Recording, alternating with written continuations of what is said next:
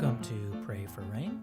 I am Jack Willis, and I go to the movies a lot. I see movies in theaters as much as I can. I think it's a fun, good thing to do. Gets you out of the house.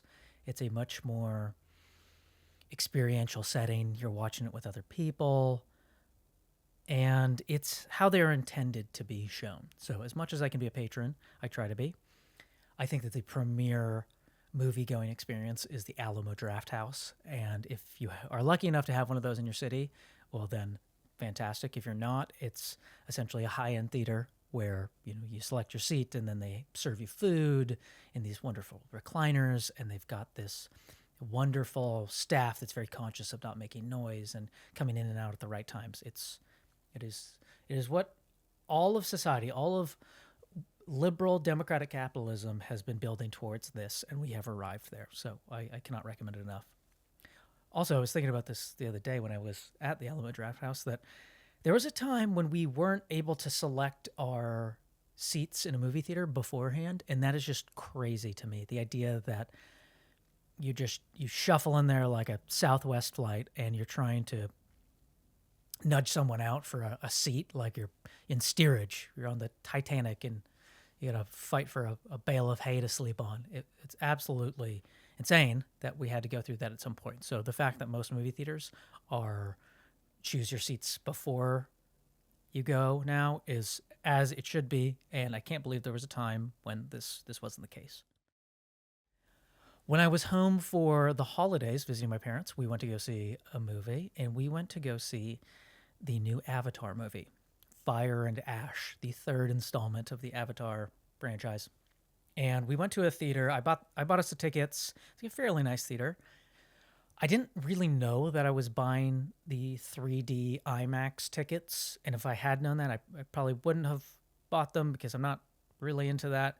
I'm not so into the Avatar movies either, but it's something to do. That's very much in the realm of what you do with family members over Christmas break. So bought the tickets. We went to this theater, and it's fairly nice. But we go in and it's IMAX, and I think, damn it, I didn't want an IMAX. You got to go grab these glasses beforehand. I'm thinking, well, what is this? This is going to be kind of a pain in the butt. Whatever.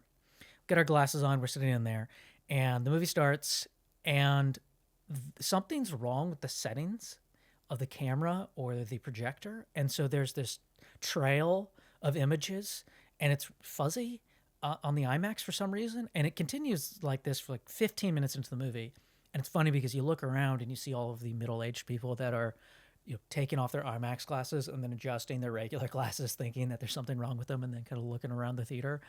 But eventually someone flagged someone in the theater, and they changed it out, and the proper IMAX experience set in. And the IMAX screens are actually larger. They're more vertical than your standard screen.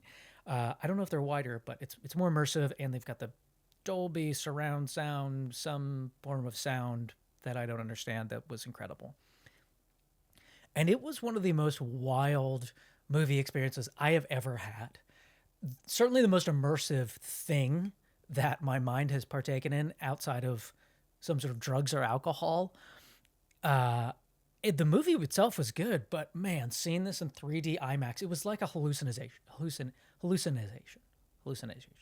Yeah, doesn't matter. It was so intense and powerful. I would shake myself a little bit at times because it started to get somewhat frightening how real it felt and how immersive it was. Like, there's no comparison to human experience of seeing faces on screen this large and in this kind of depth and 3D depth. Like, no one has experienced this before in our history. If you brought a 16th century Flemish peasant and sat them down in the 3D IMAX showing of Avatar, Fire and Ash, I think that they would kill themselves at the intermission, because they would be in the presence of demons and they would self-immolate or something, because it's that wild, like that intense. So I would recommend that you go do that and see it, because it's quite an experience. But I don't remember having been in the theater and feeling like that. But one thing that the Avatar movies remind me of are the continuous historical tropes in a lot of modern film and TV. I do like the movies. I think they're good, and the world building them in them is incredible, and the CGI and some of the story is interesting.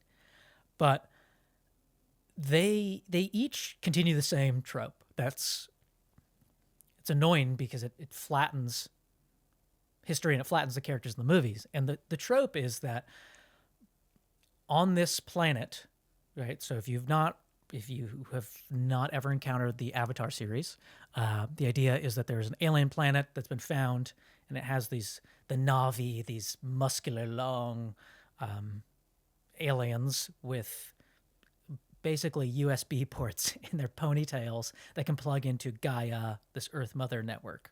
But they are living in this tribal society. And the trope that Avatar has is that, but for these rapacious, invading, murderous colonists coming to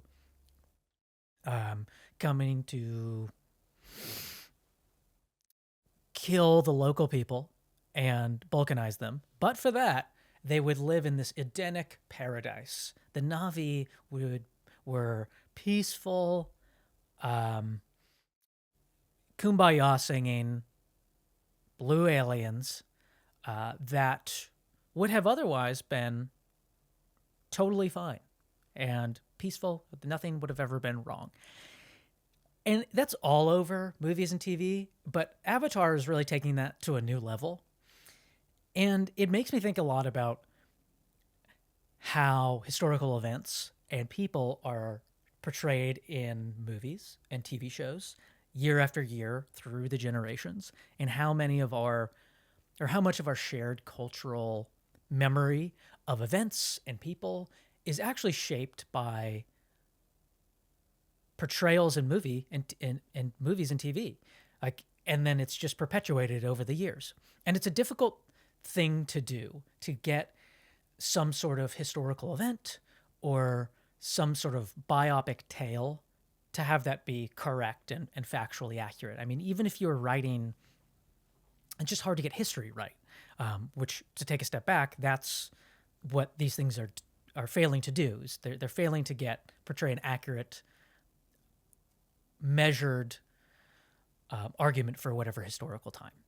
And that's difficult to do because it takes a lot of hard work. You got to be assiduous, and you have got to be judicious and hardworking in trying to find the facts in a nuanced way. If you're writing, I don't know, if Andrew Roberts, he's a historian, if he wrote a biography on George Washington, there's a lot of work to be done there in order to understand the man, the time. You've got to go through archives and letters and what other historians have written, and you've got to do that without some sort of ideological axe to grind. So you have to come at it with some benign curiosity. And then you've got to do all that work, try and get the events of his life correct, understanding about his wooden teeth or whatever it is. And then you got to put that out to the public. And let's say that you're him and you put this out and it's a bestseller in the biography genre. Well, how many copies does that sell? A couple 100,000? And of that sale, how many people finish the book? Like of the people that bought it, I'm sure there are a lot of people that said they read it, but how many people finished this George Washington biography? 100,000? There's not that much saturation into culture. It doesn't penetrate to all of us. So most of the time, those things need to be adapted into film or into TV shows or short run shows, miniseries. And that's also hard to do. Like, that's the second layer of this, that where someone, again, has got to adapt it from a set of facts. If they're taking this book, they get to pick what things to show and how to show it, how to portray this person, and what sort of liberties they're going to take. And it's difficult to do because even if you are a well-intentioned person in making this, or writer and a showrunner, you can get these things wrong. So it's a difficult enterprise to not only understand history, write about it, and then portray it again in movies and TV. It's tough. And even when someone does it correctly, there's some doubt because you're not going to verify everything you see. there's too much going on, and we have to take some of these things on an article of faith.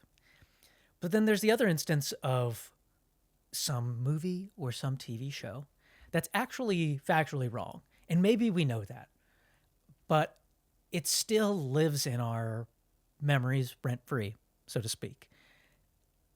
And this makes me think of a couple of different movies and instances of this. Braveheart.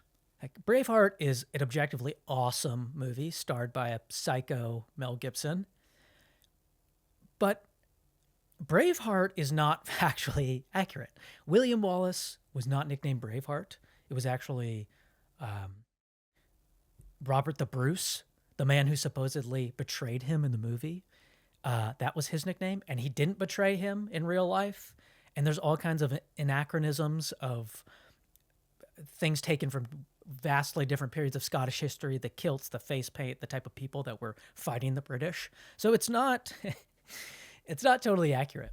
And I know that on some level, but it doesn't matter to me because my brain wants to grab onto anytime I hear the words William Wallace, I imagine the fight for Scottish independence, and I picture Mel Gibson with a blue face paint lopping off the heads of British archers with a claymore. And it's hard to get away from that, even though I know that this isn't totally accurate. My mind, I reach up to the shelf and that's what's there.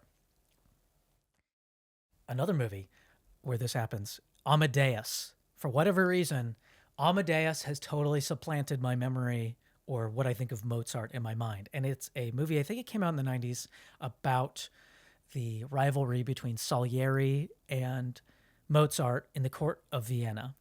It's based on a play, actually, but it's supposed to depict, and it does, the murderous, jealous rivalry between Salieri and Mozart, where Salieri is essentially poisoning Mozart and his career out of pure jealousy. And that didn't happen. He actually was the most accomplished and successful composer in the court of Vienna at the time, more so than Mozart was. And they had a respect for each other, didn't try to poison him. But that doesn't matter. That's not what I think of. Now when I think of Mozart, I think of this giggling, powdered wig moron, farting his ass off in the court of the king in Vienna for whatever reason. And it's hard to get that out of my mind because the narrative was so powerful and the story was so good and the movie was so engaging where my mind just grabs onto it. We want the moving image in place of some other more factual understanding a lot of the time.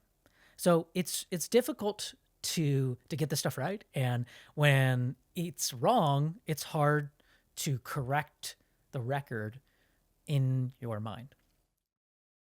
And I think that there are all kinds of tropes where they've just been presented so many times to us that we don't really question it. Writers have grown up, TV and movie writers have grown up watching the movies and TV of past generations, and they've been presented these cliches again and again and again, and you sort of take it as an article of faith, and then you present it to another audience. So you write it into your shows, and then they write it into their shows, and then eventually we're pretty far from the ground truth. It's just a carbon copy of this thing that we assume to be true. One of the examples of this, which I didn't know about for a while, but the idea of the Wild West in American history. So, what comes to your mind when I say Wild West? Do you think of posses rounding up villagers and executing them summarily, or some frontiersman trying to get lone justice for the murder of his family, and he's got to take the law into his own hands, and there are these dusty towns where anything goes and the law doesn't exist. And if you think of Dodge City, so the expression is get out of Dodge. This city is so bad and so murderous that you don't want anything to do with it. And that's where so many of these Western movies take place. But I saw a statistic that was talking about what it was actually like to live in the city of Dodge. This would be for the 5 major Kansas City cattle towns, or Kansas cattle towns: Abilene, Ellsworth, Newton, Wichita, and Dodge City. And this is in the prime cattle ranching years from 1870 to 1885. There were 45 total homicides over 15 years. 45 over 15 years, which is absolutely insane. That's 0.6 murders per town per year.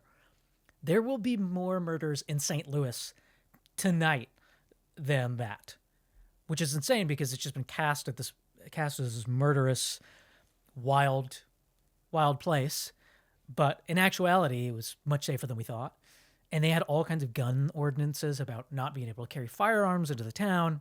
And I think this extended to a lot of the western towns in Arizona. They just weren't as murderous as we had thought. And as I understand it, I'm open to correction here, but a lot of the narrative around this came from directors in the 60s and the 50s, the John Wayne movies and all the spaghetti westerns, wanting it to seem a bit more wild and rough than it was, so they could have these Lone Ranger moralist dramas play out.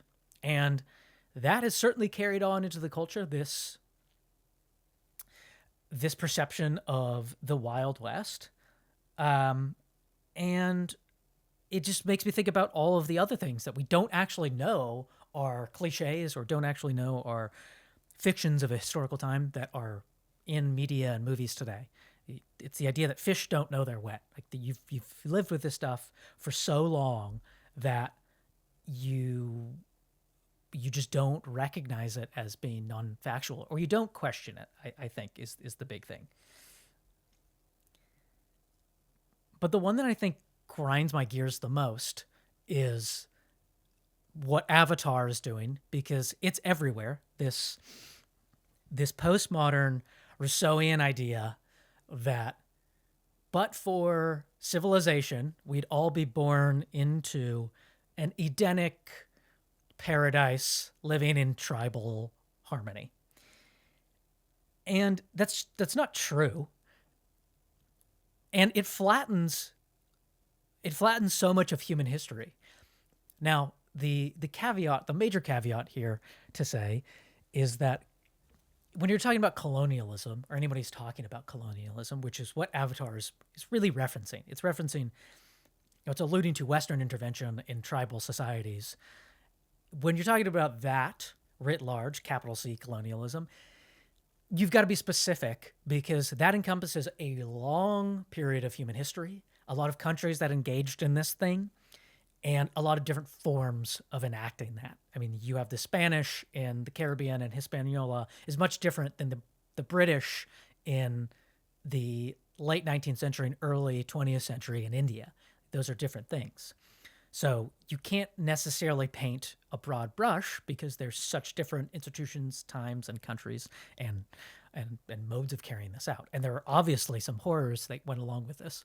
And the other caveat, or the other qualifier, is that the only people that should be governed are the ones that you have consent to govern from. So with that qualifier out of the way, this trope is really annoying in the Avatar context, because let me take you back to the planet of the Na'vi. And I don't remember the name of the planet anymore, but the only good people on this planet from the perspective of the movie were the Na'vi, the native people. If you are a human being that has come there in this movie, you are just a rapacious savage. You're there to extract unobtainium, which is the lamest name for a resource ever invented. You're there to extract unobtainium and burn down, sacred trees and worship sites with glee. So as the movies progress, in the second movie, the humans discover in the whales in this planet, they have some sort of gel or goo inside of them that extends the human lifespan, for 100 years or something. So it's incredibly valuable. And they make all of the actors that are engaging in this. There's an Australian guy they're just raping whales out there, and he's doing it with a smile from ear to ear. He's ecstatic at killing all these whales, and they're killing calves left and right, as many as they can pull out of the water. So if you're a human there, you're just there to absolutely extract, kill, murder the native people. And the only way you can be absolved is if you join the Na'vi. So if you're part of the people that are, they got a kink for the Na'vi and they want to upload their consciousness into a Na'vi body so they can bang one of these aliens, well, then you become good. Then you are saved and you're part of the tribe. And if the humans weren't there, the Na'vi would just be living in their treehouse and flying on these dragon batwing things, and they'd be having consensual orgies. There would be communal land and no disease. There'd be nothing bad. Everything would be great. And I think that is stupid because that's not true, but it's also an allusion to what colonialism would have or would not have brought to any society. And I see this trope so many times in movies where you'll have you see it a mile away. If there's going to be a British soldier in the time of, I think it's the British Raj, I think that's the correct term, in India, if he's shown, it's the Chekhov's gun where you show this British soldier, well, then there's going to be some scene at some point in the movie where he's either going to, unwillingly take part in some massacre of native peoples for no reason and loot some palace and have PTSD from it. Or the other classic is there's just a quaint, innocent villager just simply walking to a well to extract some water. And, it's a little boy and he's got a bucket on his head. And then he happens by sheer bad luck to cross paths with a drunken British soldier. And he'll just see this Indian walking by and just be filled with murderous rage. And for no reason, he's going to have some racist tirade and then bayonet this kid to death for no reason. And that is all you get from these colonial officials. They all look down on these people and think that they're worthless, and everything they do is purely for the glory of country and the extraction of resources. Which is not to say that that didn't happen. Again, colonialism it's not something I would reinstitute. There were certainly those people that felt that way, and there were atrocities committed. I'm not discounting those at all. I guess I'm saying that the nuances totally evaporated from this. And Avatar is a good reminder of this, because when I watch this movie, I'm thinking, all they show is everything good with the Na'vi, but what happens if you were let's say you're a Na'vi and you're just kind of a standard tribe member and the humans haven't come and you're living there, you sleep in a sling up 300 feet off the ground with no access to running water, and you're sort of tired of the life. You don't want to scavenge for grub worms as your career anymore. You're tired of that being your profession, is gathering roots and berries and herbs all day, every day. You want to do something else.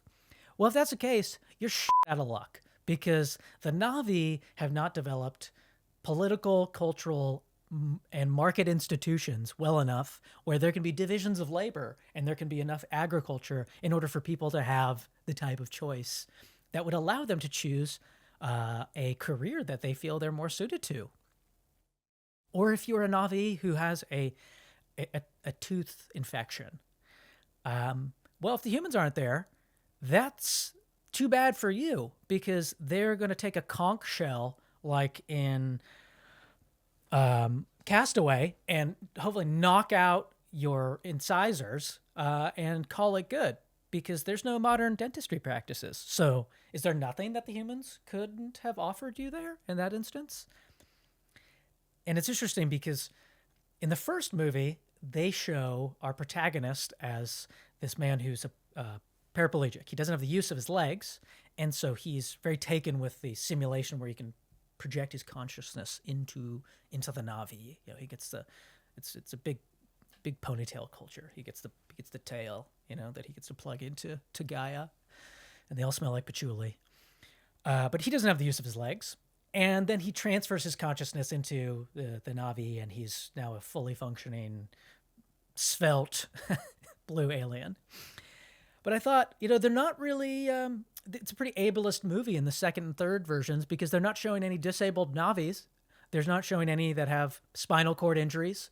Uh, if you're a Navi that lost the use of your legs, I think it would have been more accurate if they showed you getting pulled up this massive earth tree by a rope in order to get to your bed. They don't have ramps, or they don't have the technology and medicine in order to give you leg implants, which is something they offer the soldier in the first movie. Hey, once you do this, we can get you back to Earth and get you some new legs. Well, the Navi don't get that, right? They don't have access to those medicines. And I think if you asked said paraplegic, I can't even say wheelchair bound Navi, because I don't know if they have a wheels for a chair. But if you're that guy, you're thinking, yes, I would like that. My quality of life would be much greater. And your choice, the choice that you have from this civilization that's coming in, would be so much greater as an individual, right? Because that's what many colonial projects brought, is the invention of, not the invention, but I would say it's the reinforcement of the idea of the individual and the rights of the individual to some societies that they colonized. Legal protections that you otherwise would not have had, and actual physical protections that oftentimes you didn't have anyways. And I said you have to be specific about this because it's so different and it's a very charged subject. So you can't come out and flat defensive colonialism, which is not what I am suggesting. But Bruce Gilley, I think he's the self-termed most hated man in academia because he's been challenging some of the narratives around this. He wrote a book called In Defense of German Colonialism, which I read. And just a warning, that is not a book that you bring up unbidden at a dinner party. You don't tell your friends like, hey, or acquaintances, I was reading this book in defense of German colonialism. You do not say that without context, because it's not going to win you any friends at a dinner party. But in this book, I was surprised to learn some things that I didn't know about the Germans. I think it was in East Africa, some of the colonies they had, where oftentimes they were lobbied by tribes for administration. They wanted the German state to come and administer their territory and implement a bureaucracy, because they were being attacked by other tribes, so they couldn't defend themselves because there was this warfare, or they were being kidnapped by slavers. So other tribes would steal people in their tribe and then sell them on the Arabic slave trade into those markets. And so they would want the protection that the German government could provide these folks.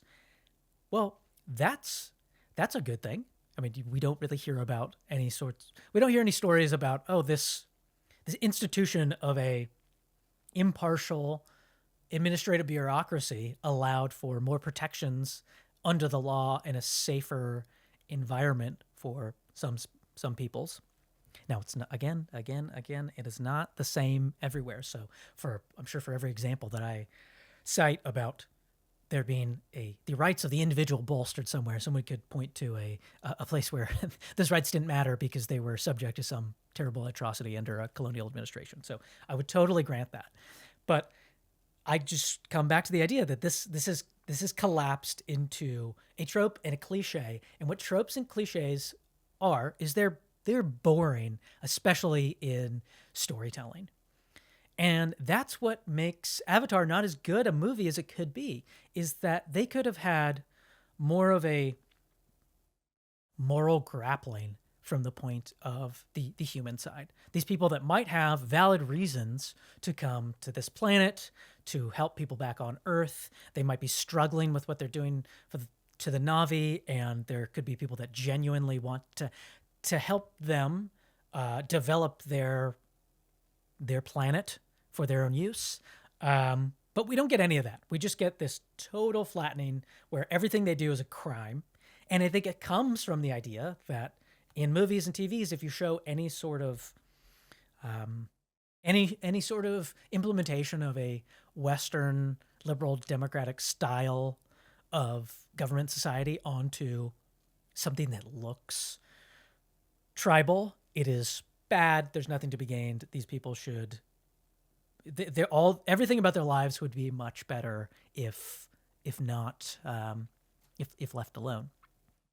And there are so many examples where that's not the case, where you could never get that put into a movie. And one example that I came across is in British India, there was let me get this right. So there was a British engineer by the name of, his name was Arthur Cotton. And he was an engineer in the mid-1800s, and he was obsessed with the Godavari River. And he saw people dying from famine, but noticed the power latent in this river. And so he built the Godavari Anacut, a dam and a canal system that turned a desert into a veritable rice bowl. So he allowed this desert to blossom and have a much more robust agricultural future. And because of that, there are over 3,000 statues of this man. And this was in, again, the 1800s, 3,000 statues of this man in the Andhra Pradesh region. Many of them erected by farmers, and they perform a religious offering to his image because he was able to totally change their plight in life. And imagine trying to get a movie greenlit about this man's life or what he did for this region and how the locals felt about him. It would not happen. It would absolutely not happen. You couldn't get that made today. Similarly, there are other individual rights that have been brought about that we don't really talk about because it's a bit of a third rail issue. So the right of sati for wives to be thrown on the funeral pyres of their husbands, that was something that was stricken by the British. That is a strong win for the individual and something beneficial that was imparted to that society. The canals, the infrastructure, the train tracks. I mean, train tracks built by the British in India are still in use today, as I understand it, which is pretty wild that infrastructure has carried on to today. And the canal and agricultural bolstering of that country. One thing you'll hear about is some famines I think it's I'm forgetting the name of the famine that is nailed to the breast of Winston Churchill's memory, but the idea that he willfully caused this famine in India, and I don't think that's true, or I think it's been proven that it's not true. But how many famines were avoided because of someone like Arthur Cotton, some engineering project that developed the systems of infrastructure that allowed hundreds of thousands, if not millions of Indian people to feed themselves, and maybe allowed that many more millions of people to have been born in India than otherwise would have been, and saved from modern medicines. I mean, if we go back to the example, let's go back to the Navi. Let's go back to the blue ponytail people. How many Navi are there? I don't know. As many as can be supported by the hunter-gatherer berries and fishing lifestyle. And there's a limit on that. There's a Malthusian trap waiting for these people where if they have too much of an increase from their population, they can't sustain it with the subsistence level of farming and maybe basic agriculture that they might be instituting. It doesn't work like that. So there are Navi that could be brought into this earth and could have some sort of experience. They could more people to plug into Gaia that would not have been or cannot be brought into this world because they have not escaped this trap. They don't have the agriculture and market economies that are going to allow them and other people to be brought in and experience life. And I think that is a good thing. I think someone critical or maybe cynical would say that, they only have the number of people that the environment can support, and it's a terrible environmental catastrophe when you go beyond the carrying capacity of some given place. And I think taken to extremes, it can be. But I also think it's good to have sentient life brought into this planet so people that can experience everything this Earth and the Navi's planet has to offer. And that is something that certain colonial projects brought into existence, these systems and these ways of managing people, places, and resources that allowed other people to be brought into consciousness. And you don't hear about that very often, or I don't think you've heard about it. I'll reframe this. I have not seen anything that that has a more nuanced take on this in my lifetime that I can really remember. I'm sure that there was the pendulum was much more in the other direction, and there's some propaganda campaign in the 50s for these sorts of glorification to the empire movies and pieces. But in my lifetime, I cannot remember many movies or TV shows that do that. It's pretty much the opposite. It's the same collapsing of this thing is totally evil and treating everything historical, certainly Western historical, as a crime. And when everything's treated as a crime, well, there's nothing to be learned from it. It evaporates the nuance, and it doesn't allow us to see human beings as human beings in a historical sense, because they're all being collapsed to the morality of today, and it's being projected backwards in history, which is presentism. It is evaluating peoples of the past for the morals of today without them having the benefit of the moral and intellectual journeys that we have all come on. So, of course, many of these things we would not do today. Again, you do not govern the people that you do not have the consent of. I think that is a fundamental good to not do that. But to judge all of these projects as bankrupt and having nothing to have offered is not factual, and it's dumb, and it makes the story of Avatar less interesting than it otherwise could have been. And that is the most burning historical inaccuracy and cliche that is on my mind right now. I would still recommend that you go see this movie and hallucinate with some friends and family in the glow of the IMAX 3D world, because that was a cool experience. And like I said, the world building for these movies is great, and it's impressive. It's not totally to all over James Cameron's chest on this, but I do think that it was pretty heavy-handed in some of this narrative, and it's one where if you notice this, you will see it again and again and again, and you can't unsee it. So my whole point in talking about this at all is I'm not even sure what's to be done, but just notice that this is a thing out there in movies and TV, and be curious, and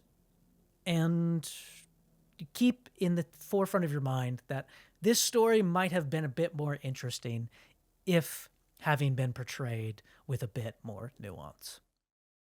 So that's all I have in my mind for today. So until next time, I am praying for rain.